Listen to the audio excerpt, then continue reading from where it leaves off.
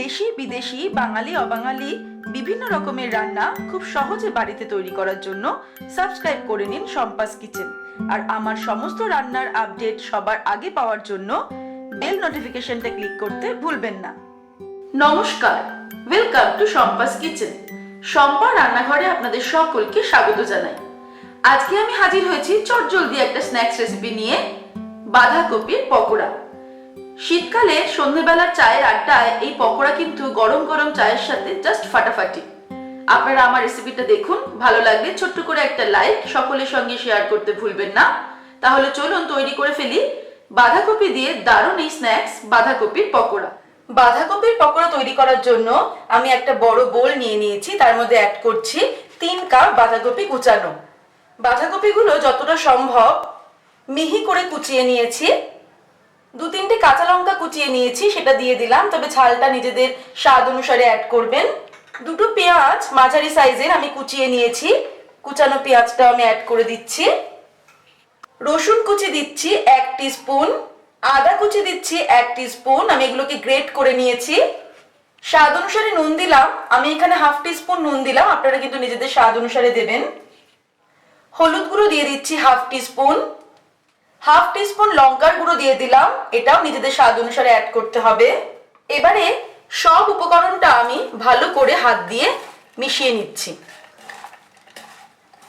একটু হাত দিয়ে এভাবে একটু প্রেস করতে করতে মেশাবো।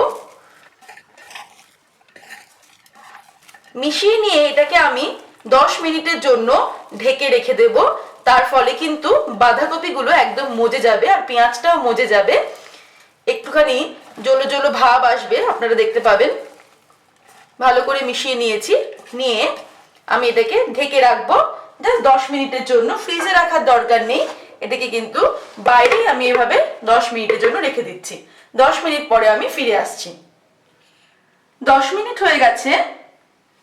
এবারে আমি এর মধ্যে অ্যাড করে দেব 1/4 টিস্পুন আমি জোয়ান নিয়েছি, জোয়ানটা দিয়ে দিলাম। জোয়ান কিন্তু হজমে সহায়ক। 1/2 কাপ পরিমাণ আমি বেসন দিচ্ছি। বেসন দিয়ে আমরা যখনই কিছু রান্না করি তাতে কিন্তু জোয়ানটা ইউজ করলে সেটা আমাদের হজমের জন্য খুব ভালো হয়। আর দিয়ে দিচ্ছি 1/4 কাপ পরিমাণ চালের গুঁড়ো। এবারে আমি সব উপকরণগুলো ভালো করে মেখে নেব। এর মধ্যে আলাদা করে কিন্তু কোনো জল অ্যাড করার দরকার নেই। বাঁধাকপিটা এমনিতেই একটু জলো জলো হয়ে গেছে, জল বেরিয়েছে, সেই বাঁধাকপি আর পেঁয়াজের জলটা দিয়েই কিন্তু আমরা একটা আঠালো আঠালো করে একটা মিশ্রণ তৈরি করছি।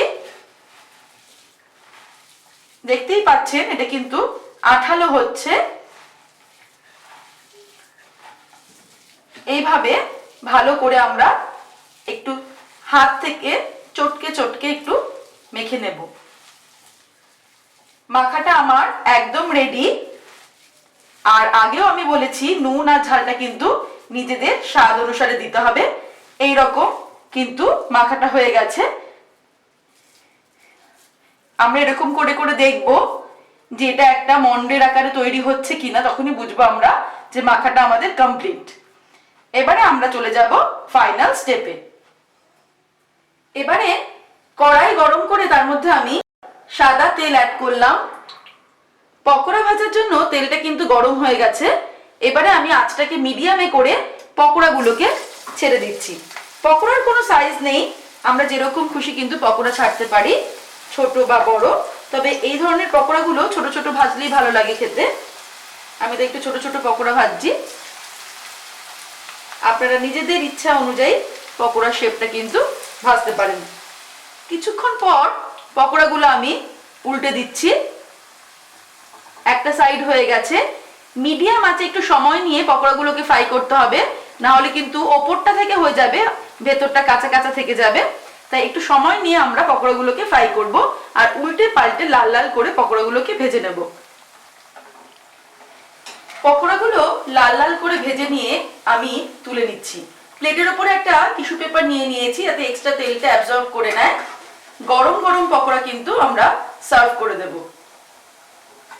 তৈরি হয়ে গেছে আমাদের আজকের রেসিপি বাঁধাকপির পকোড়া। আজকের এই চটজলদি স্ন্যাক্স রেসিপিটা আপনাদের যদি ভালো লাগে তাহলে কিন্তু রেসিপিটাকে ছোট্ট করে একটা লাইক এবং পরিবার পরিজন বন্ধুদের সঙ্গে শেয়ার করতে ভুলবেন না। আর এমনই ভালো ভালো রেসিপির নোটিফিকেশন আপনার মোবাইলে পাওয়ার জন্য এক্ষুনি সাবস্ক্রাইব করে নিন সম্পাস কিচেন। ভালো থাকবেন, সুস্থ থাকবেন। আমি আবার হাজির হব নতুন নতুন রেসিপি নিয়ে। নমস্কার।